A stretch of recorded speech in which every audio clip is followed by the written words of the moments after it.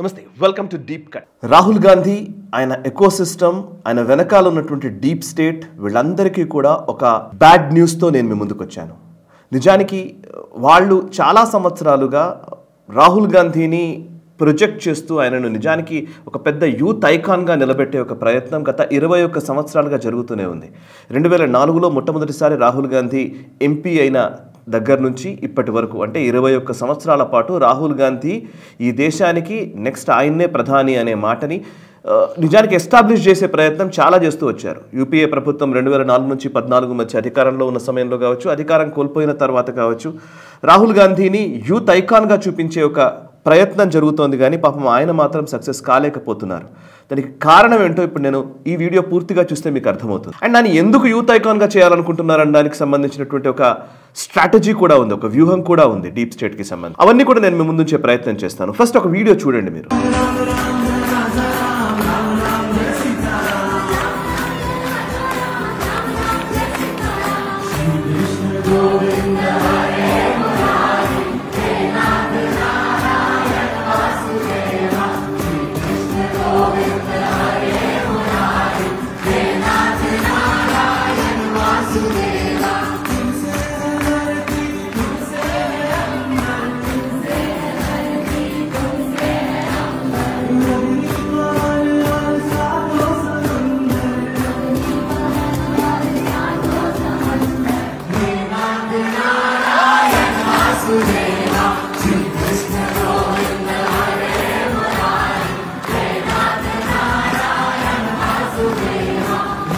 So చూసారు కదా. So ఇది బ్యాక్ స్టేజ్ సిబ్లింగ్స్ అనే పేరిట ఇన్స్టాగ్రామ్లో వచ్చినటువంటి ఒక హ్యాండిల్లో వాళ్ళు ప్రతి నగరంలో, ఇంకా చెప్పాలంటే కొన్ని సిటీస్లో, కొన్ని 2 టైర్ సిటీస్లో కూడా వాళ్ళు భజన్ క్లబ్బింగ్ అనే దాన్ని ఏర్పాటు చేస్తూ ఉన్నారు. ఇప్పుడు కొత్త ట్రెండ్గా ఇప్పుడు ఈ భజన్ క్లబ్బింగ్ అనేది మారింది. అంటే భజనలు చేస్తూ యూత్ అంతా, జెన్జీ అని ఏదైతే చెప్తున్నామో, యంగ్స్టర్స్ అందరూ కూడా ఒక దగ్గరికి చేరి క్లబ్బుల్లో, పబ్బుల్లో తాగి తందనాలాడుతూ డ్రగ్స్ మధ్య ఒక వికృతమైనటువంటి చేష్టలు చేసే దాంట్లో ఉన్నటువంటి యూత్ గురించే మనకు తెలుసు. కానీ ఈ యూత్ డిఫరెంట్. వీళ్ళందరూ కూడా యంగ్స్టర్స్ చాలా మంది ఒక దగ్గరికి వచ్చి భజనలు చేస్తూ తాదాత్మ్యంతో వాళ్ళ భజనలు, కీర్తనలు పాడుతూ నిజానికి మోడ్రన్ ట్రెండ్ కి తగ్గటువంటి మ్యూజిక్ ని వాళ్ళు ఎంజాయ్ చేస్తూనే అదేవిధంగా భజనలు చేస్తూ వాళ్ళు తాదాత్మ్యంలో, భక్తి తాదాత్మ్యంలో మునిగిపోతూ ఉన్నారు. ఇప్పుడు ఇది కొత్త ట్రెండ్గా మారుతోంది భారతదేశంలో. ఈ జెన్జీ అందరూ కూడా భజన్ క్లబ్బింగ్ వైపు ఆకర్షితులు అవుతున్నారు అనే దానికి ఇదొక ఉదాహరణ. జస్ట్ ఆ గ్యాదరింగ్ మాత్రమే కాదు, ఇట్లా హైదరాబాద్లో, కోల్కతాలో, ముంబైలో అనేక ప్రాంతాల్లో ఇది జరుగుతోంది. ఈ భజన్ క్లబ్బింగ్లో ఏంటంటే సిగరెట్ తాగడమో, మందు కొట్టడమో, డ్రగ్స్ తీసుకోవడమో ఇలాంటివి ఉండవు. అండ్ షూస్ వేసుకొని ఏదో డాన్సులు చేయడం ఉండదు.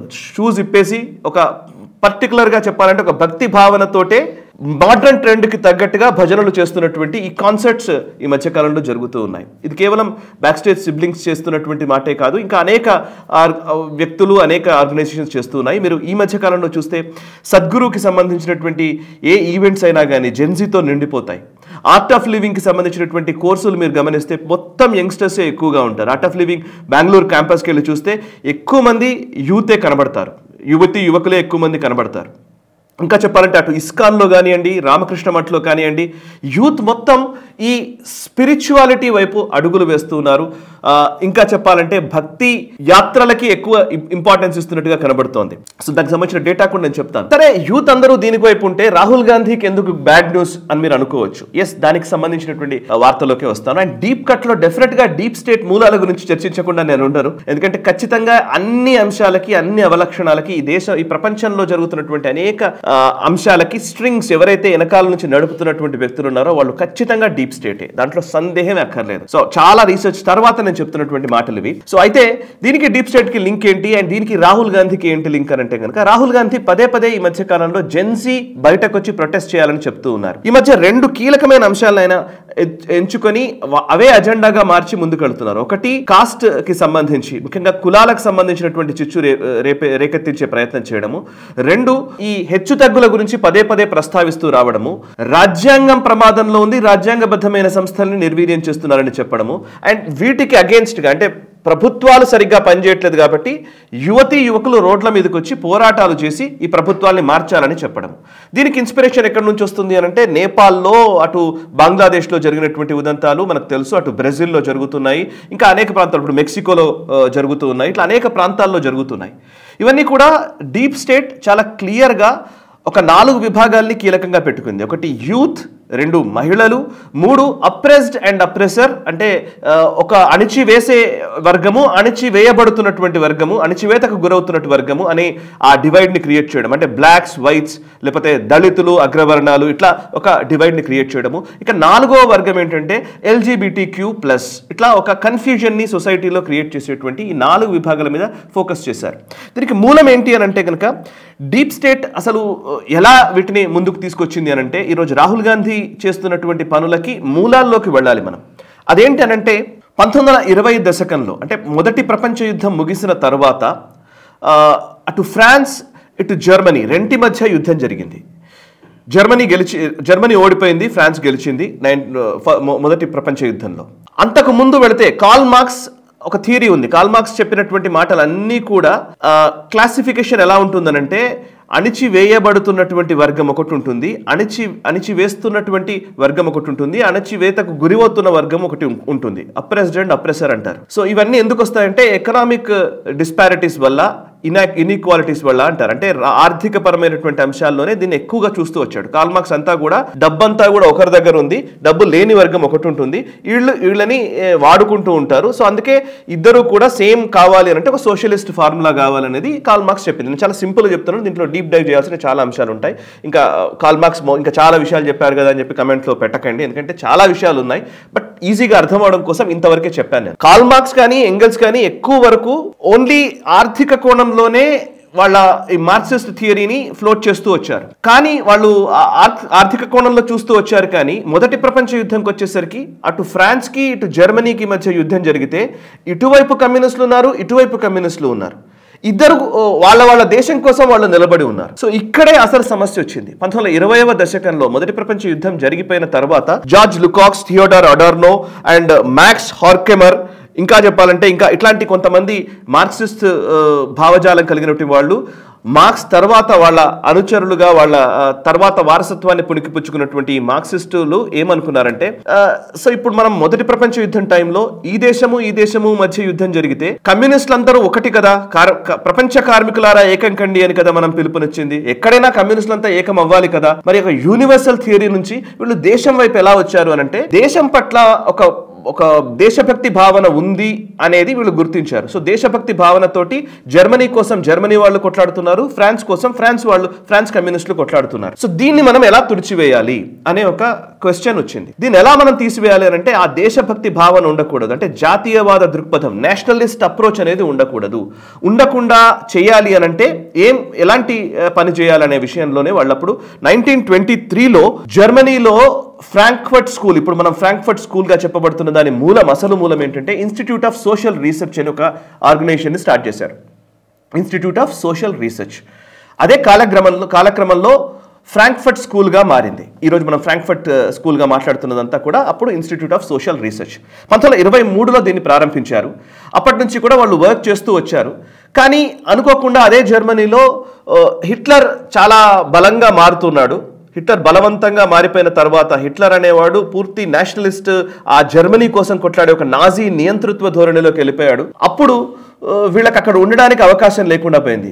ఆ హిట్లర్ వచ్చిన తర్వాత 1933 ఆ టైంలో ఈ ఇన్స్టిట్యూట్ ఆఫ్ సోషల్ రీసెర్చ్ని బ్యాన్ చేశాడు. బ్యాన్ చేసిన తర్వాత వీళ్ళందరూ ఏం చేశారంటే, అక్కడ నుంచి 1933 నుంచి 40 మధ్య కాలంలో వీళ్ళందరూ కూడా అమెరికాకు షిఫ్ట్ అయిపోయారు. అమెరికా కొలంబియా యూనివర్సిటీని కేంద్రంగా చేసుకుని వీళ్ళ వర్క్ అంతా మొదలుపెట్టారు. కొలంబియా యూనివర్సిటీలో ప్రొఫెసర్లుగా అండ్ ఫిలాసఫీకి సంబంధించినటువంటి వ్యక్తులుగా, సోషల్ రీసెర్చ్ చేసేటువంటి థింక్ ట్యాంక్స్ని నడుపుతున్నటువంటి వ్యక్తులుగా చలామణి అవుతూ కొలంబియా యూనివర్సిటీ వేదికగా వీళ్ళ థియరీస్ని ఫ్లోట్ చేయడం మొదలుపెట్టి ఏం చేశారు అంటే, దాన్నే ఆ తర్వాత కాలం మొదటంతా కూడా ఆర్థిక కోణంలో మాత్రమే మార్క్సిజం ఉంది. కానీ ఆ తదనంతర కాలంలో వీళ్ళ హయాంలోకి వచ్చిన తర్వాత కల్చరల్ మార్క్సిజంగా క్రిటికల్ థియరీ అనే ఒక మాటని ఫ్లోట్ చేశారు. క్రిటికల్ థియరీ అంటే ప్రతి అంశాన్ని ఒక క్రిటికల్ దృక్పథంతో విశ్లేషించేటువంటి థియరీ. ఇదే ఎలా వీళ్ళు థియరీస్ ఫ్లోట్ చేశారు అని అంటే, ప్రపంచంలోని ఏ దేశమైనా సరే ఆ దేశపు సాంప్రదాయకంగా వస్తున్నటువంటి ఏ విధానాలు ఉన్నా సరే వాటన్నిటిని మనము క్రిటికల్గా అనలైజ్ చేయాలి.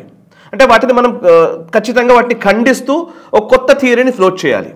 ఏదైనా సరే పాత తరం నుంచి వస్తున్నటువంటి విజ్ఞానం కావచ్చు, లేకపోతే ఏదైనా వాళ్ళ కాస్ట్కి సంబంధించినటువంటి అంశాలు కావచ్చు, సోషల్ స్ట్రక్చర్ కావచ్చు, ఏదైనా కానీ వాటన్నిటినీ కూడా పూర్తిగా మనము కట్ చేయాలి. వాటికి భిన్నమైనటువంటి ఒక దృక్పథాన్ని మనము సమాజంలో ప్రోధి చేయాలి.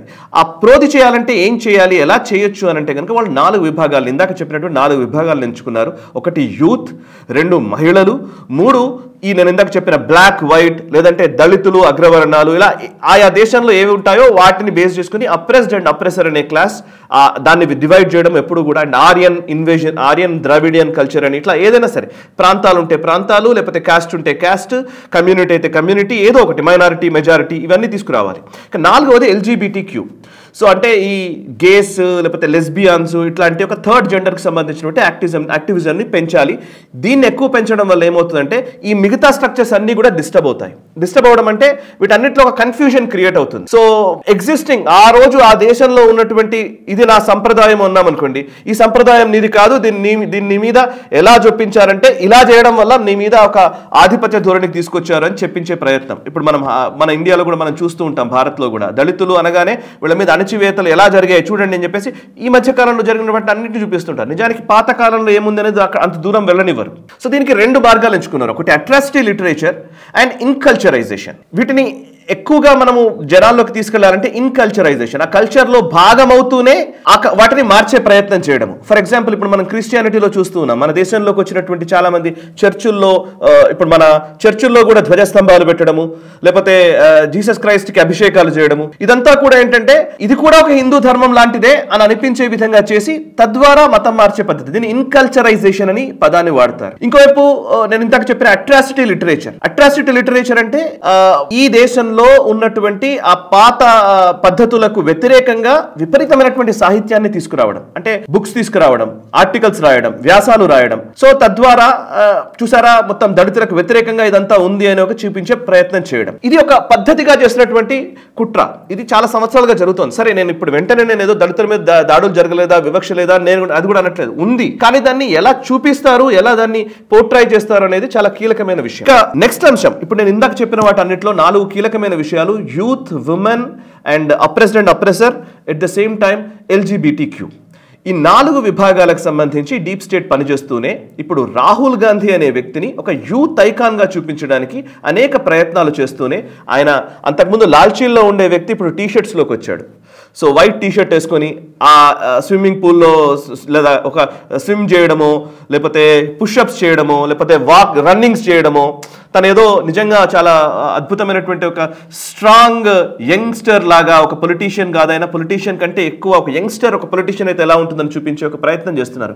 కానీ పాపం ఆయన డమ్ ఐడియాస్ తోటి ఆయన్నే ఎక్స్పోజ్ చేసుకుంటూ వెళుతూ ఉన్నాడు. ఇప్పుడు నేను ఇదంతా ఎందుకు చెప్పానంటే, ఇంతక ఫస్ట్ ఓపెనింగ్ లో నేను వీడియోస్ మీకు చూపించాను. సో జనాలు ఇప్పుడు మన దగ్గర ఉన్నటువంటి యూత్, యంగ్స్టర్స్ అందరూ కూడా ఈ డీప్ స్టేట్ ఆలోచనలు, వాళ్ళు చేస్తున్నటువంటి కుట్రలు వాళ్ళ దాకా వెళ్ళట్లేదు.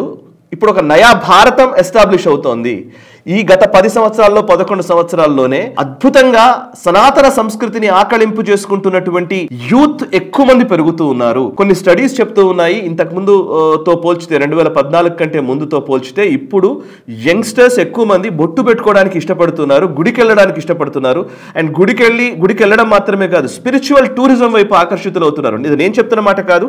అల్ జజీరా లాంటి వార్తాపత్రికలు, అల్ జజీరా లాంటి మీడియా ప్లాట్ఫామే ఒక స్టోరీ కూడా రాసింది, Gen Z social media helping fuel spiritual tourism in India. ఈ మధ్య కాలంలో ఆధ్యాత్మిక క్షేత్రాలకు వెళ్లే వాళ్ళు జెన్జీయే ఎక్కువ వెళుతున్నారంట. ఇంతకు ముందంతా కూడా ప్లెజర్ ట్రిప్స్ ఉండేవి, గోవాలకు వెళ్ళడమో, లేకపోతే అటు కులు మనాలీలకు వెళ్ళడమో, లేకపోతే షిమ్లాలకు వెళ్ళడమో, కాశ్మీర్లో తిరిగి రావడమో, అంటే సోన్మార్గ్లో, గుల్మార్గ్లో తిరిగి రావడమో, అలాంటి ఒక ప్లెజర్ వాతావరణం నుంచి ఇప్పుడు ఎక్కువ మంది కాశీకి లేకపోతే చార్ధామ్ యాత్రలకి ఇట్లా ఎక్కువ మంది వెళుతున్నారు అనేది దీంట్లో తెలిసిన విషయం. అండ్ ఇంకొక ఇంట్రెస్టింగ్ ఆర్టికల్ ఒకటి వచ్చింది, అందులో రాసింది చదువుతున్నాను. According to peekaboo Cleartrip's travel trends. Cleartrip అనేది ట్రావెల్ ఏజెన్సీస్, ఇవన్నీ వీళ్ళు చెప్తున్న దాని ప్రకారం Nearly 60% of all domestic travel today is spiritual in nature. The category spanning pilgrimages, wellness retreats and spontaneous getaways is growing at a CAGR of 16.2% and is projected to become $4.6 billion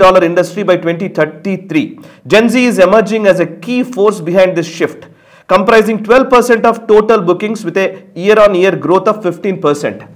so clear trip లాంటి travel agencies ఏం చెప్తున్నాయనంటే 60% ఈరోజు టూరిజంలో జరిగేటువంటి tourist డెస్టినేషన్స్కి వెళ్లే వాళ్ళు domestic ట్రావెల్లో 60% spiritual tours గానే కనబడుతున్నాయనేది వాళ్ళు చెప్తున్నమాట, వాళ్ళ data చెప్తున్నమాట. And అంతేకాదు రాబోయే రోజుల్లో 2033కి ఈ స్పిరిచువల్ పిల్గ్రిమేజ్ ఇండస్ట్రీ అనేది $4.6 బిలియన్ వరకు చేరుతుందనేది వాళ్ళ అంచనా. సో అంటే అర్థం చేసుకోవాల్సింది ఏంటి అనంటే ఈరోజు మామూలు క్లబ్బులు పబ్బుల్లో మందు తాగి పడిపోయే యంగ్స్టర్స్ ఒకవైపు ఉన్నప్పుడే ఇంకోవైపు ఈ భజన్ క్లబ్బింగ్ అనే వాతావరణం విపరీతంగా పెరుగుతోంది.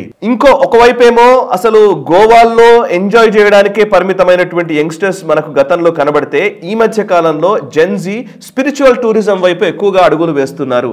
ఇది మారుతున్న భారతానికి ఒక సూచిక. ఇది మనం మారుతున్నటువంటి నయా భారత్కి ఇది నిదర్శనము.